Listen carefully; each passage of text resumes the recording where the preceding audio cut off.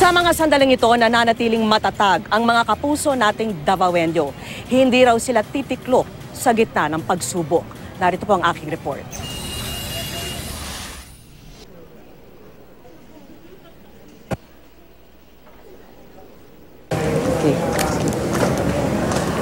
Pagdating pa lang dito sa Davao International Airport, ramdam nyo na ang dagdag na seguridad na pinaiiral dito sa buong syudad.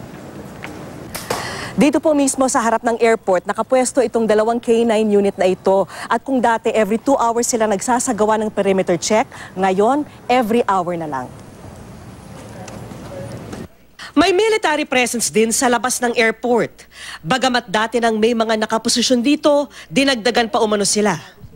Nakaalis na po tayo sa airport at binabaybay na ho natin itong CP Garcia Road. Ito po yung pinaka-main thoroughfare dito sa Davao City. At ang una pong sasalubong sa inyo ay yung checkpoint tulad nitong makakasalubong natin ngayon.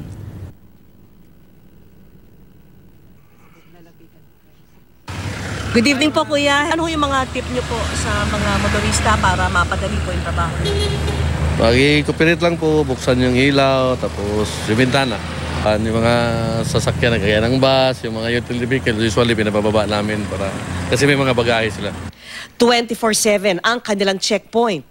Hindi pa raw dyan kasama ang mga puwersa galing ng Task Force Davao na siya namang gumagawa ng mga random checkpoint.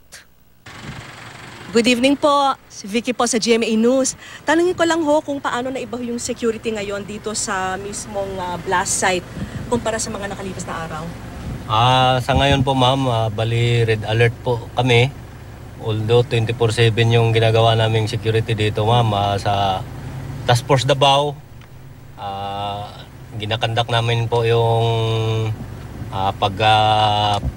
ng mga pack na may mga tao na pumapasok dito ma'am. And then sinecure din na namin entry at saka exit.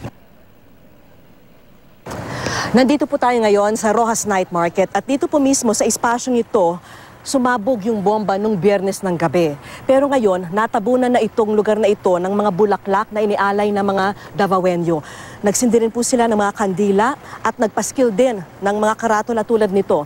At ngayon, kahit 10 oras na po ng gabi, patuloy pa rin ang pagdagsa ng mga Davaoenyo rito para mag-alay ng dasal.